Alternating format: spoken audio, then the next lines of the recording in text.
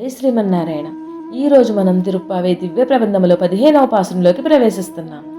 భగవన్నామ సంకీర్తనతో వస్తున్న గోపికల బృందంతో లోపల నుండే గొంతు కలిపి పాడుతున్న గొప్ప గాయని అయిన ఈనాటి గోపిక ఇంటి ముందు ఆగిన ఆండాల్ తల్లి బృందం ఆమెను రమ్మని పిలుస్తూ చేసిన సంభాషణ సంవివాదం ఈ పాసురంలో తెలుసుకుందాం.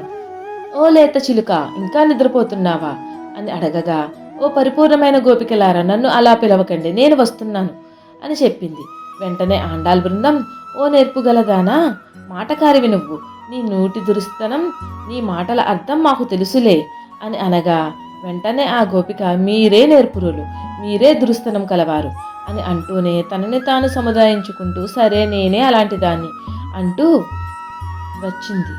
నీవు కూడా త్వరగా వచ్చి మాతో కలిస్తే బలిష్టమైన కువలయాపేడం అనే ఏనుగును చంపినవాడు, శత్రువుల దర్పాన్ని ద్వేషాన్ని అణిచినవాడు అయిన ఆ మాధవుని గుణగణాలను అందరం కలిసి వెళ్ళి కీర్తించుకుందాం రా అని ఆండాల్ తల్లి బృందం ఈ చివరి గోపికను మెలుకొల్పడం జరిగినది.